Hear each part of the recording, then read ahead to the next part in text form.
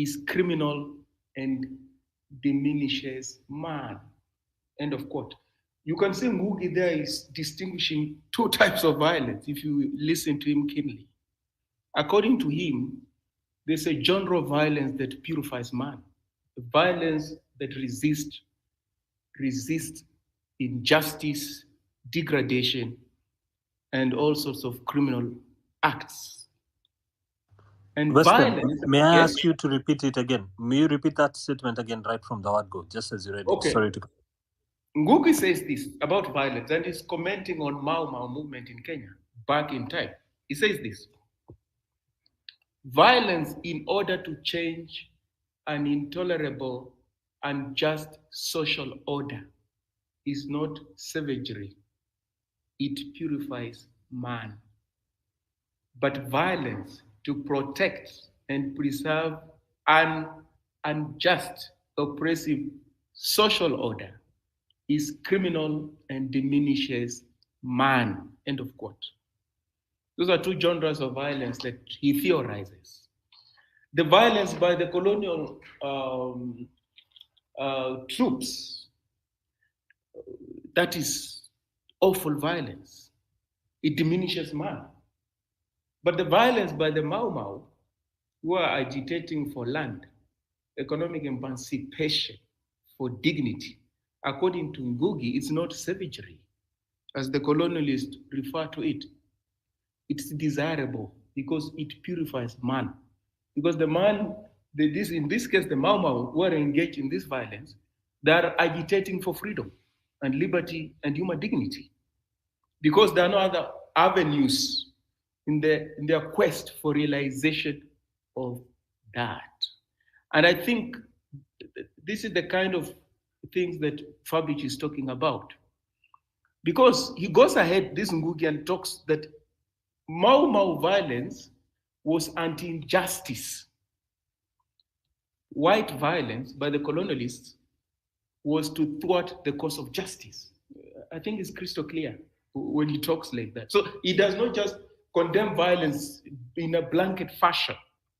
He goes ahead and distinguishes different genres and types of violence. And I think that is what Fabich is talking about.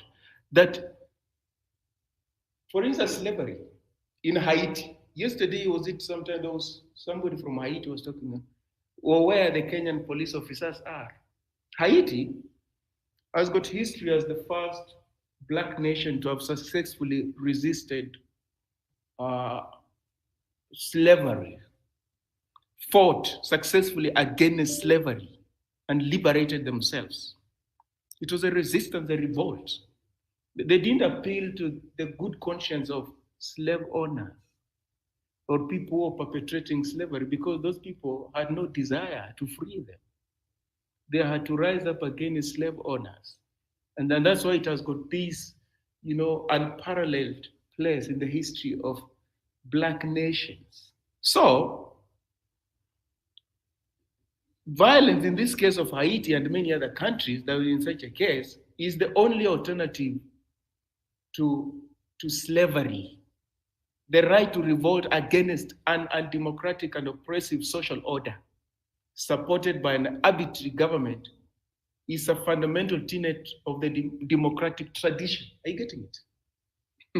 That people who have theorized violence, they'll tell you that even in a democracy, violence can be seen to be something liberating.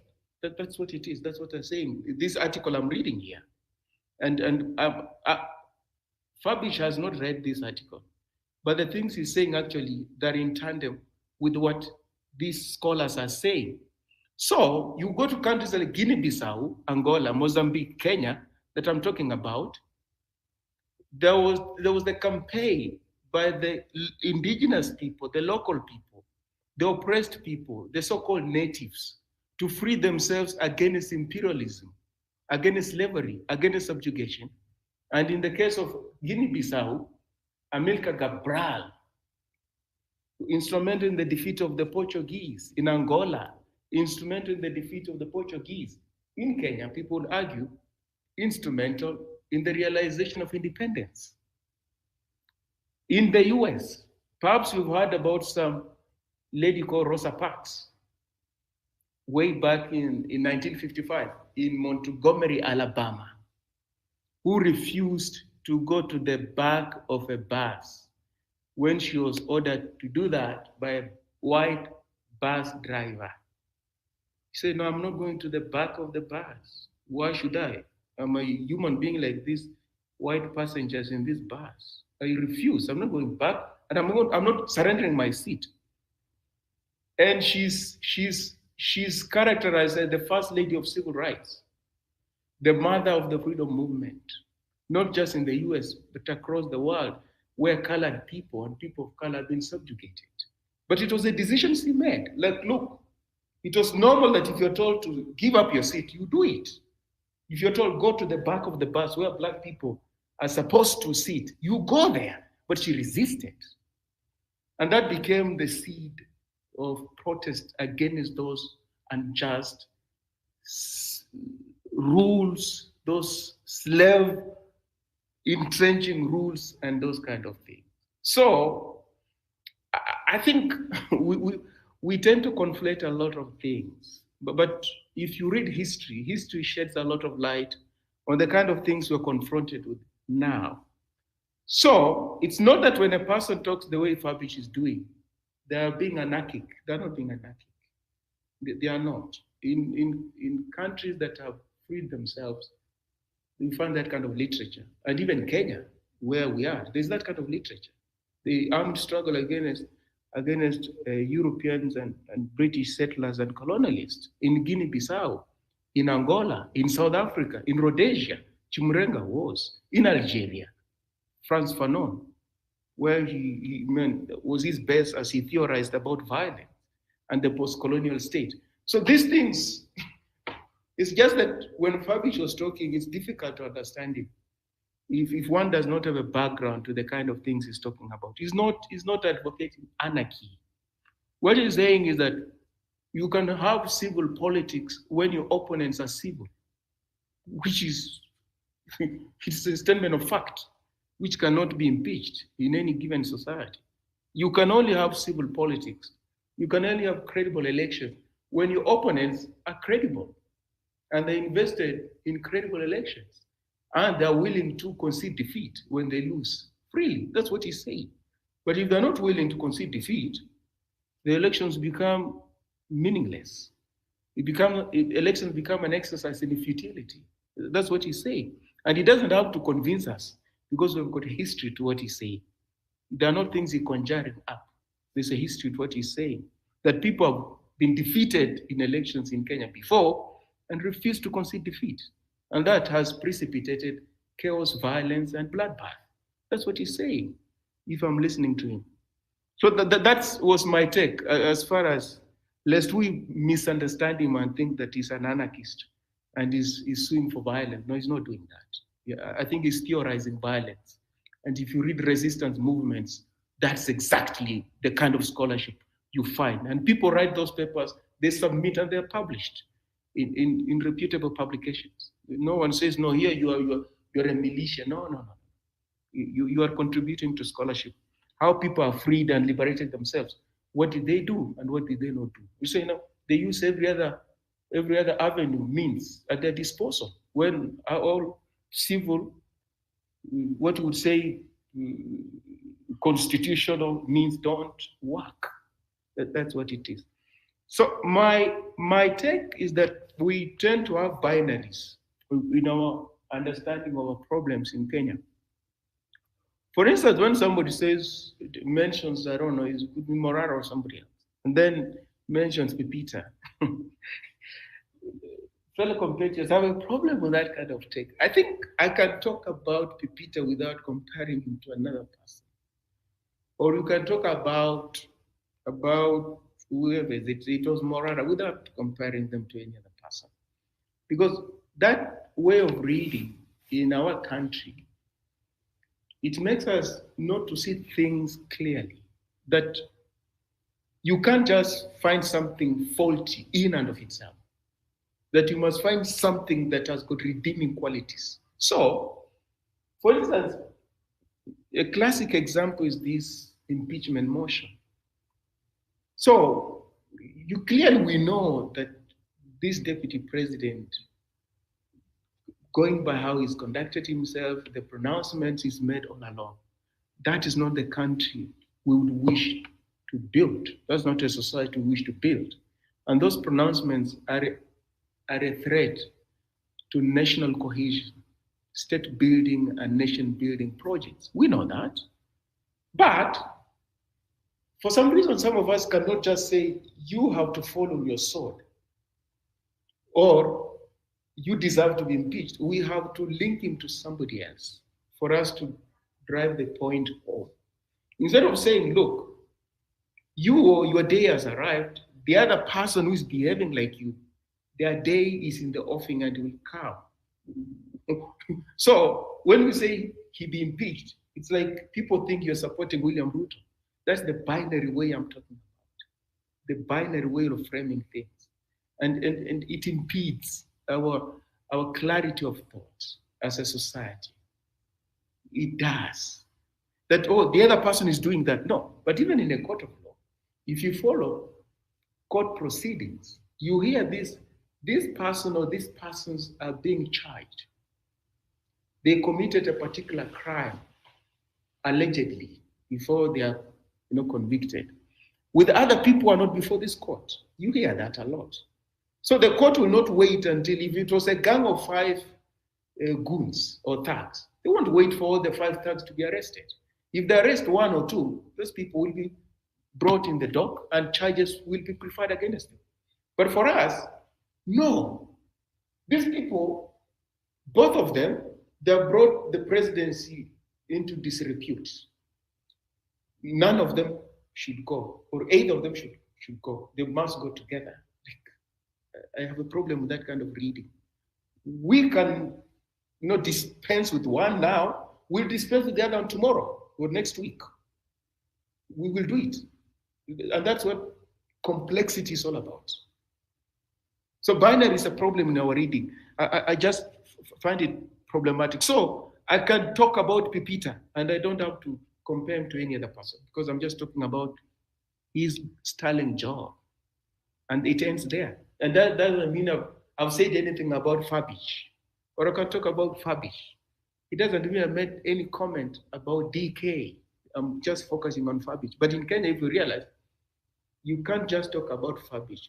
You have to talk about Fabish in relation to someone else, which is not necessary. It's not even scholarly at all. So if you find, for instance, Raila Odinga has betrayed you, you have to find somebody else also who has betrayed Kenyans for your conversation or your talk to be seen to be even-handed. No, it doesn't have to be that way. Secondly, our enduring problem as a society is that we look for heroes. We look for heroes. We look for saints. We look for saviors. We look for messiahs. And that's why our politics is so much dysfunctional. And I'm afraid even in this movement, that same mindset is pervasive. The fixation with Morara and what he's doing is the same thing with Raila Odinga supporters and their fixation with him. Or if you like, William Ruto supporters and this fixation with him. Or if you find Pastor Kanyari and his followers, that kind of fixation. It is a very destructive, debilitating, and I dare say retrogressive way of looking at things. So that we get obsessed with someone. And once we get obsessed with this person, it's like we're infatuated with this person. So anybody who says anything contrary to our schema, the mind we have, this person, we dismiss them. No, we're jealous. No, I don't know, you don't want to see anything good in this person. No, you're spreading hopelessness. I don't think that is the case. It's not the case. A classic example is Sifuna. When Sifuna excoriated John Mbadi, the Treasury Secretary, why didn't you come? No, where is this person? John Mbadi is behaving like these people here. We thought he was good. No, when he didn't pitch. for that senatorial session. And when he came, and Edwin Sifuna actually was robust in his engagement with him. Well, some Kenyans say, no, how can you do that? This is a fellow ODM member. Like, you can't run a country like that.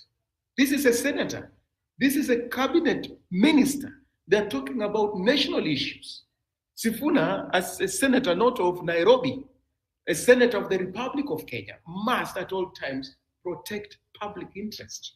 And he must ask those searing questions to this cabinet secretary. Now, people bring this up, you belong to the same party. Why are you so hard on John Mbadi? Like, I can tell you, that is retrogressive. You can't build a prosperous society out of that kind of mindset. So who do you want to ask those questions? Somebody from which party? From UDA? You reserve those questions for a cabinet minister from UDA? And if the cabinet minister from your party, you ask them sweetheart questions, what kind of a country is that? It's tribal politics. They may not be from the same ethnic group, but if the party loyalty takes precedence over and above national issues, that's tribal politics also. You don't change your mind. People make mistakes. People deserve to go to jail. People deserve to be impeached based on the party they belong to and stuff like that. We can't build a country like that. The rule of law, you interpret it even, selectively.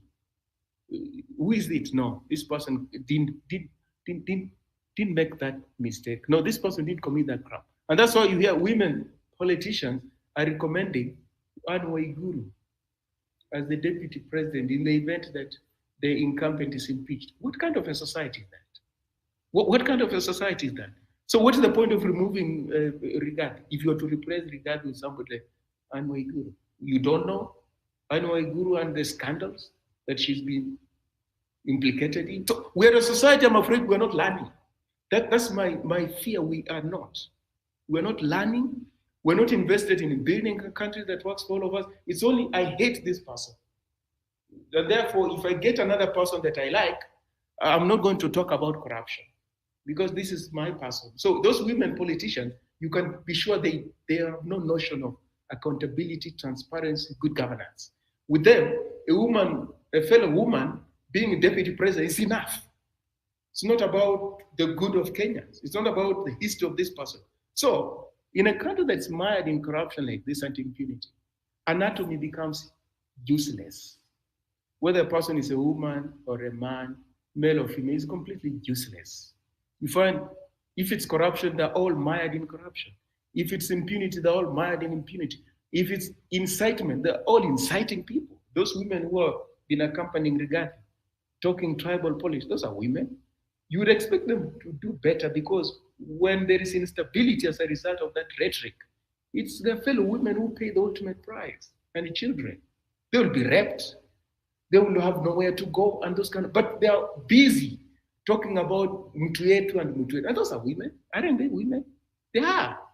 And they know when shit hits the fan, to use this phrase, it is people like them, women, fellow women, and children, vulnerable people, and the elderly will pay the ultimate price. But they play that politics nonetheless. So I think I've got a problem with this one-track mindset that is so preponderant in our society, extremely preponderant. And our inability to link what's happening now with our history. History is important. To historicize what we're doing. So what you did in the past is useless. Whether you stole money in the past or not, it's completely useless. There's a problem here. We want to get rid of this cabinet minister. We want to get rid of this deputy president. You come and occupy the position. You are a new person. You are a new person. History doesn't count. The money that got lost under your watch and you didn't explain doesn't count. The well-being of the people of Kenya doesn't count. We just want to replace this person with another person. It doesn't matter whether they are all wanting as far as morality is concerned. It doesn't work like that. Fabish, when Fabish talks about in the run-up to 2027 elections, why it is an uphill task, it is something like a coup. Let me tell you what a coup looks like. When people plot a coup in countries that have had coups, the coup has to succeed. It cannot be halfway. It can't be halfway. Because if it doesn't succeed, you have to run away. And when you run away, you make sure that you don't get to a country where you can be extradited. Otherwise, you're going to be court-martialed. And if you're going to be court-martialed, you're likely to be hanged. That is it. Or you go to jail for a very long time. That's what. So there cannot be half a coup. When soldiers come together and plot a coup, they have to ensure that it succeeds. Because if it doesn't, it will spell doom for them. Now, this uprising against this regime, what Fabrice is saying, and I'm listening to it was it posed a threat to this regime. It did. It posed a threat to this regime. And because it did, it would be foolhardy to forget that this is the closest the regime came to falling. And then think that, no, that's behind. We can do politics normally, unlike before. And to imagine that the people who almost lost power as a result of this uprising will act normally. You get it? Again, history, our propensity to forget about history, and not to link the things we're doing with the things that are likely to happen tomorrow and years to come. That is it. We forget a lot. We're a forgetful society.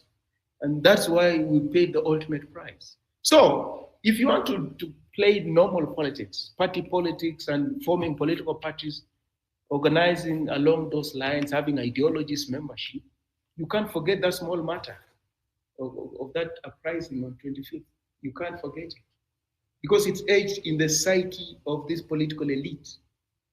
It's etched in the psyche. The decisions they make, what they do going forward, will be informed by that incident. So how can you be naive to that incident? You can't. And if you've got somebody at the top of the movement who says they want to run for election and they are not aware of that, well, they're leading their followers into the abyss. They're leading their followers into the abyss. It requires a lot of intellectual labor, not these normal things that, oh, this politics, it's going just to play out. All that we need is an IEBC, and we need a new IEBC chair, we need new commissioners and stuff like that, and voila, we have got credible elections, and a Gen Z candidate is going to win, and these people will go home. I mean, that would be extremely naive. It would be completely naive. A complete lack of understanding of power politics and how politics runs and operates and how political actors behave and act. These are rational people. And they act always to preserve power, to maintain power, and to prevent those from the outside from getting hold of this power. That is global. It's not a Kenyan thing. So I see a lot of naivety in what we're doing. And that's hence, when somebody raises things that are outside of the mainstream thinking, we want to silence them. No, that thinking is important. Otherwise, if we go in a monolithic fashion and do politics the way politics is conducted in the US, for instance, where there are laws and stuff like that, but even there's skullduggery. But it's largely fair and free, largely, compared to ours. We are completely caught up in our own cloud cuckoo land.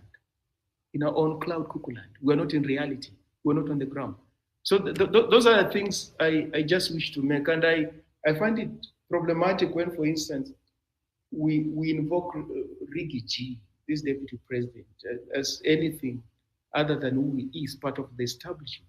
He can't be anything other than part of the establishment, for sure. And I can put it to you, he has no role in this movement that is meant to emancipate the people of Kenya. He has no role. His tribulations are very personal, completely personal. They have nothing to do with the people of Kenya. So to try to think that now that he's embattled, he can be of use to the movement, or he can be used of some use to the people opposed to William Ruto and this regime. It's not to be on top of the game. He is not, and he cannot be. Even if he was impeached tomorrow, he can't be. Cannot be of any use. Because it's the thinking. Emancipation and revolutions and change and fundamental change. It's about the mindset. And this mindset is not any different from William Ruto's mindset. His mindset, not any different from the people who came before him.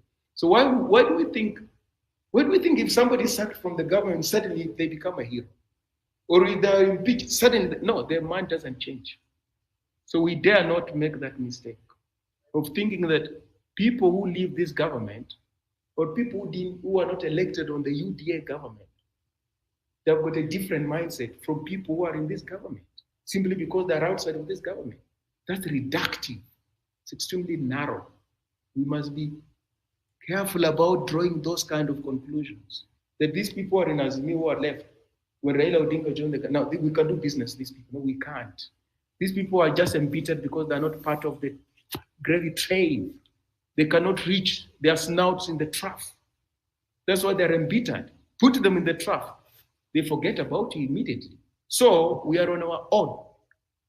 These people in this struggle are on their own. I think it's important that be driven home. To say Raila Odinga has been fighting for 50 years, I think it was George, or is it what? The Godfrey. Not quite. That's also a distortion of history. It's not true. It is not true. It is not true because they say every other person is humble. Every other person is humble until you give them money, until you give them power. Then the true character of the person comes out. So if you're fighting against one-party dictatorship, you are a hero. You are a hero. People are being subjugated, their rights are being suppressed. You are a hero. Now move closer to power and see what power can do for you.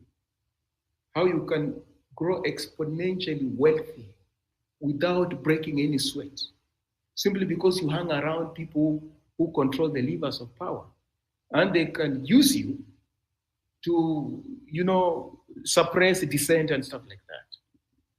So no, the Raila Odinga who used to fight when he was in the trenches is totally different from the Raila Odinga who realized that by having pacts with the presidents, you can actually just be a big shot locally and internationally. You can even attend UN meetings and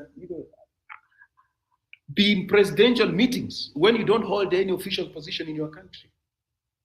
That's the benefits that have come with having informal pacts with sitting heads of state in Kenya successively.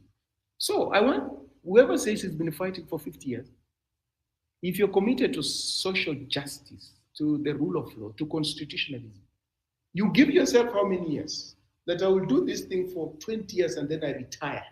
When I retire, I'm going to join oppressors. In my retirement, I joined oppressors because I've done my 20 years.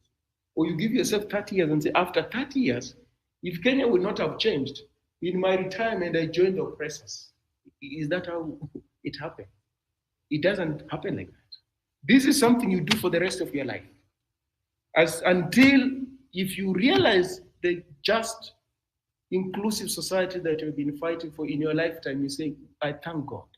If you don't, you say, in my grave, those who take over, please, you can continue. But you don't retire in quotes and join the oppressors and say, no, I've been fighting, but you haven't rewarded me with the presidency. You don't fight for justice to be rewarded, are you? You don't fight for justice to grow wealthy, do you? You don't. You don't fight for justice for positions, do you? You don't. It's big. So I think we distort things and we don't read these people correctly. That's my only problem. And if we don't read them correctly, then we're not any different from them. If we get into power, I'm afraid we'll behave like them. Because we don't see anything wrong with how they're behaving. To the extent that people will tell you, if Raila Odinga was to lose the AU Commission elections and were to come back to Kenya, William Ruto will lose the election. So are you telling me you would vote for him? That person, you would vote for him? I mean, I can't understand that. On what basis would you vote for him? On what basis? But there are people who would say now, if he came and ran for president in 2027, they would vote for him. Now, that shows how we don't robustly read our societies, our problems. We don't frame them properly.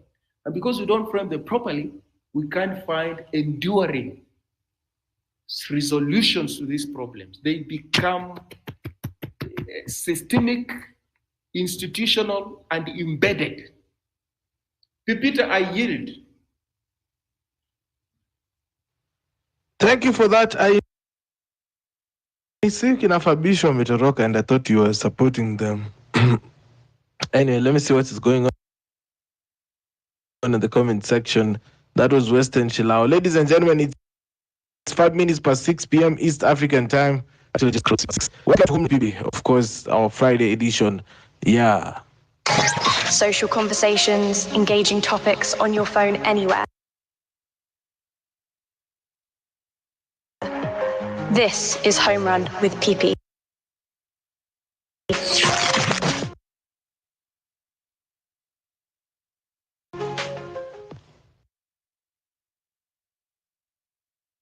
Nixon Kera is saying, I am sorry to disagree with Western about Haiti. Haiti, we should not take reference. But we had reference, if you hear people that have much wait for but 4 times. I see we have other listeners in the mic. Kindly request the microphone and talk to me. This is Home Run with Pipi. Naona pale dakika ni saba, we are in the conversation and I just break down what is actually going on and what does it mean for private Kenya. The Godfathers, I think sometime last year tuliongea kuhusu privatization bill, you remember? And then they were talking about selling KICC. There's a list of parastatals I put out, yeah. So what does that make you feel right now that they're saying it's illegal, but it looks like we are going to a private Kenya? Are you ready for a private Kenya? Godfather, are you there? Thank you, Peter. In the strict sense, privatization,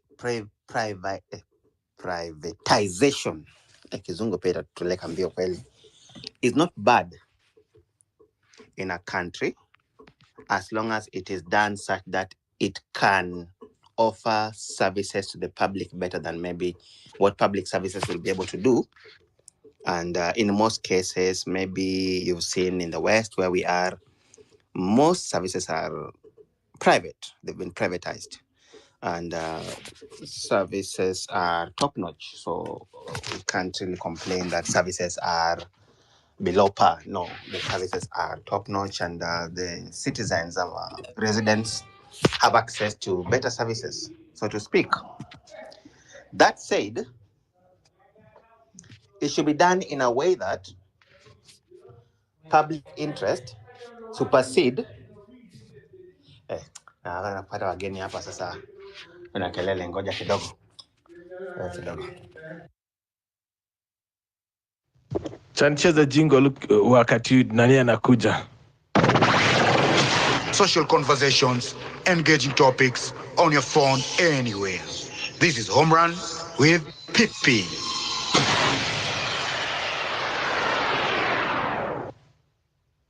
Godfather, are you there? Ama we move on to the next? Yeah, hey, Sasa. So when you talk about privatization,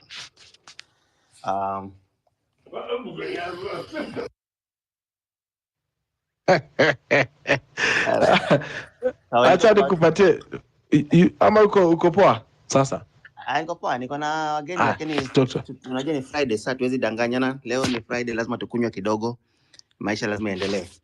So hiyo ni hali ya maisha.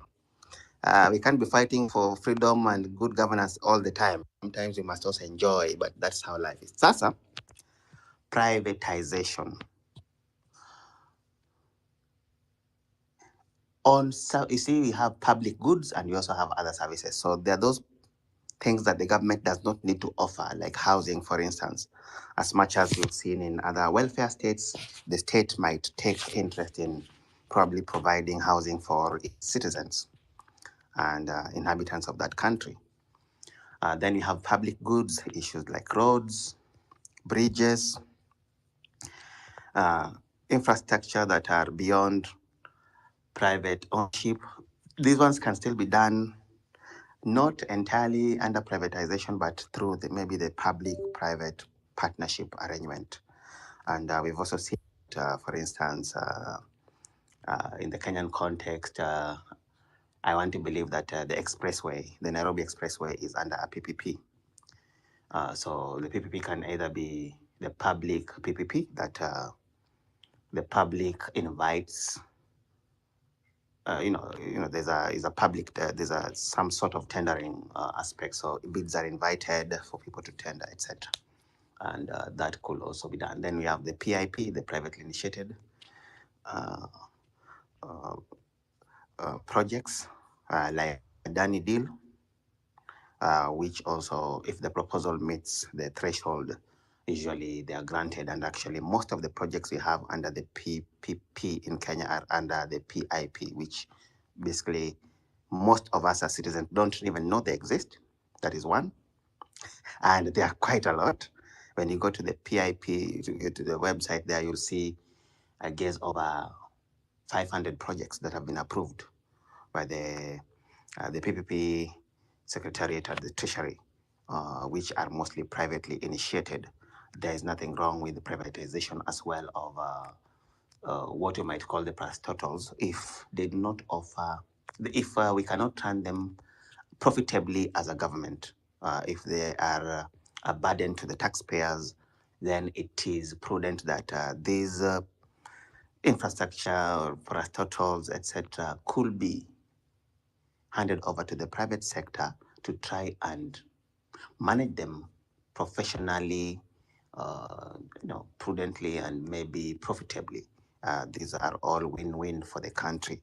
And I think the last 2 days we've seen the CS for Sports also trying to toy with this idea of privatizing the stadiums. That is also something that could work, because where we are, the stadiums are privately owned. But stadiums are not just for where people go and play football alone. No, it's a whole center. It's a theater. It's actually a temple of some sorts. It is a shopping center. So these are some of the things that we have to think about. How do we make these things profitable? And I think that the private sector has a way of making them profitable, because they think beyond the ordinary. If they take the stadium, for instance, they are going to probably have some shopping centers there. They're going to have some indoor arenas for sporting facilities. We're going to have some gymnasiums that will be able to be accessed by both the public as well as private individuals in their own capacities.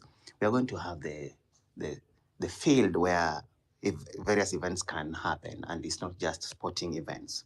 There could be concerts. For instance, there's a musician who wants to do, some concert of some sort.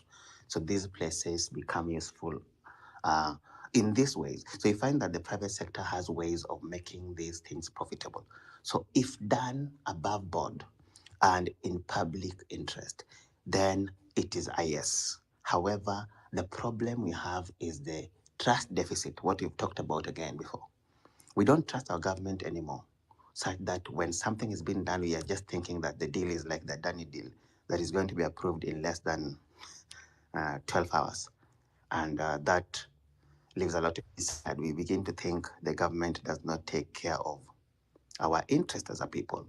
And probably people are just interested in what they pocket in these deals. And I think that is why I think initially we were very angry about the privatization, because initial KICC was listed as among the parastatals that are going to be privatized. And we see KICC as a national monument.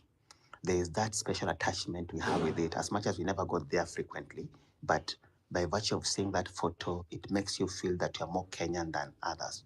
So when we begin to feel that KICC is no longer owned by the government of Kenya, then that pride that we have in it, you see that it's even in our currency notes, etc. So I think that is where the issue comes in. So we have to do it properly.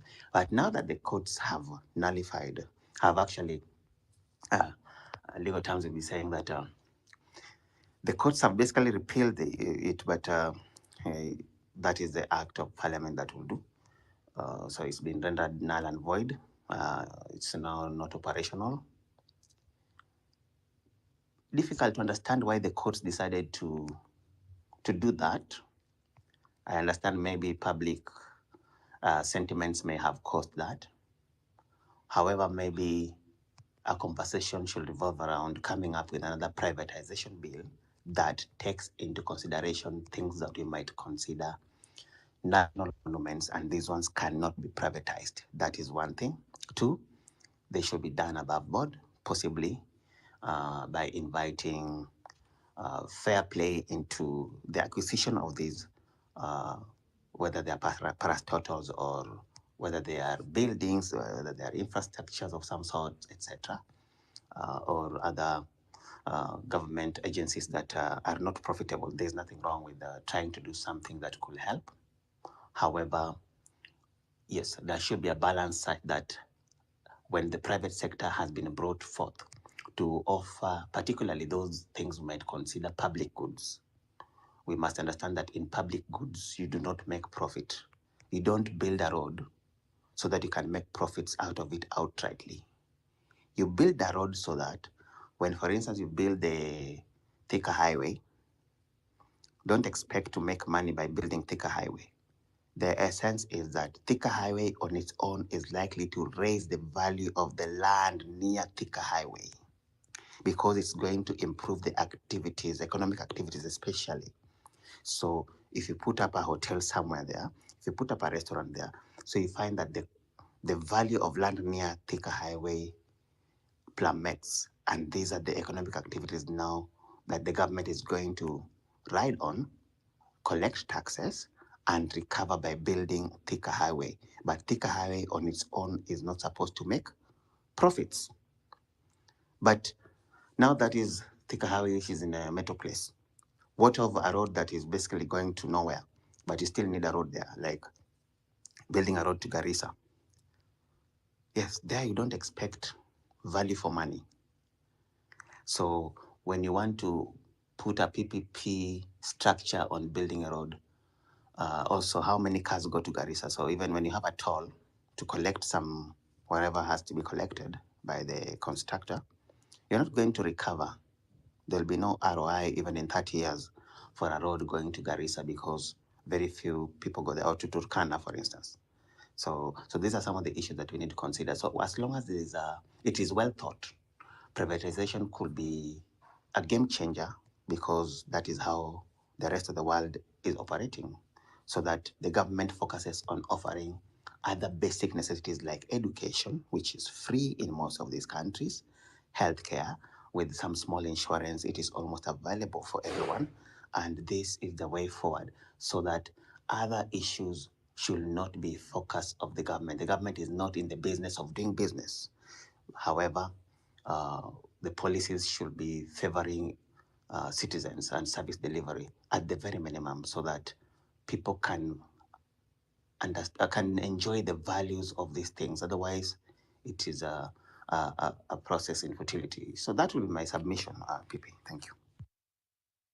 Thank you, Godfather. Have a great weekend, bwana. Sisi tutakujoin baadaye. Thank you for the submission. Na uingie huko kwa tipjet ama tukuseme. Daniel. Ni sawa, nimesikia. Najua kukuwai. Have a great one, bro. Daniel, habari yako ndugu yangu? Unasikia vile watu wameingia Friday na fujo, alafu sisi ndo tuko kazi mpaka saa 3. Hey. That's how it is. I actually wanted to reply. But talk to me, bro. I wanted to reply to Godfather about the idea that private hands make things run better. Okay, yeah, to an extent, and in terms of efficiency, yes. But when you have inherently, a capitalist system is not meant to be good for the rest. It's only meant to be. It's built like that. That is its nature. It will never be anything else. It is built to favor the tiny owners of the tiny fraction of number who are the owners of capital, and it is meant to exploit the majority that are not. That's how it's built. It was built. It is how colonialism was. It was how slavery was. If you want to see the perfect depiction of capitalism, it's slavery, which is, I want to make as much money as possible and I need people to do it, and I want to do it at the cheapest price, which is go get some people and then put them in cages and then beat them up, break them so that they do whatever I want. That is the actual source, like the genesis of capitalism is there. So when you say now that you want everything in a country run by private hands, yes, it's going to be efficient, but you're not party to any of the decisions that that company does. Whatever it chooses to do, it is its business, it's not yours. Whether it affects your life or not, you have to run to a courtroom or run to your MP and tell him, now go to talk to all the other MPs, so that all those other MPs can also agree that they go to speak for us. To, like, you inherently make the CEOs of the company more powerful than your government, because anytime a government needs to do something, it needs to go and ask them. Like, you inherently making the owners of capital, it's like the US, the owners of capital own your government. The minute you privatize incredibly important things like your airports, your hospital, your health insurance, your health, your everything, even your military, like the US has, then everything then your entire country becomes subject to the owners of capital. So like, there are things you shouldn't privatize. If you're privatizing where we get our school uniform, fine. But if you're privatizing our health, our airports, our monuments, like literally everything, then we become subject. Then the government is not running the country. The CEOs of these companies are running the country. The government is just a custodian of the decisions that need to be signed by the public. That's what I think. I'm done. Leo kuna kizungu mingi, msiogope kuja kwa mic watu wangu. Come over, let's have this conversation.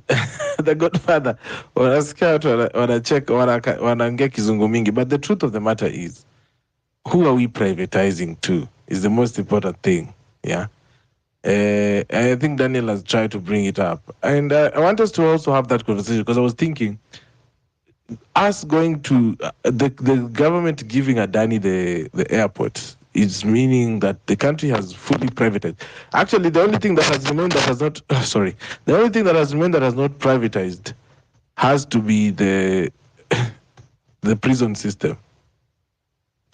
And you know what, the prison system has been privatized in the US, and what it has happened to the black man. And I imagine the corruption that is in Kenya. Wanasema eti tunataka mwe mnafunga watu 1,000. I don't know if the Godfather will interact na hiyo. Ndio nasikia wanasema it's good.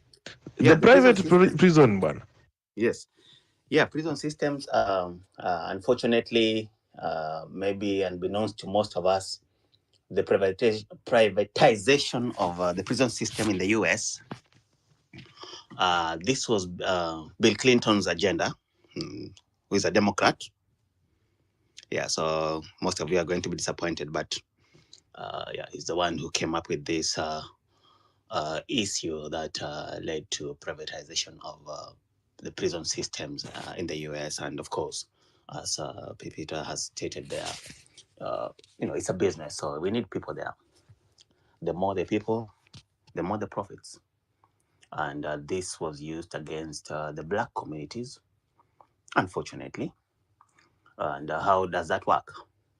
Most of them are incarcerated for over 3 years before they have their day in courts. And that's really a shame. So that these establishments that run the prisons can continue to make profits, which really works against the black man. And as you've already noted, then it got very deep into the system. Then the police brutality, they're not any better than our police, and they're dealing with people who look like me and you. So we find that including black policemen treat black people in the US just as bad as white policemen. And yeah, so small issues easily find you being incarcerated and with very long waiting period before maybe these issues are handled. Sometimes maybe you don't even know much about your rights, you don't even have access to a lawyer, attorney, and you rot in prison for very minor offenses, so to speak, about misdemeanors. So we find that it's really a shame that our people have really suffered in the US as a result of this privatization of the prison systems, which was brought about by the Clinton administration. It was his campaign rallying call Of course, the New York suburbs and the ghettos were crazy.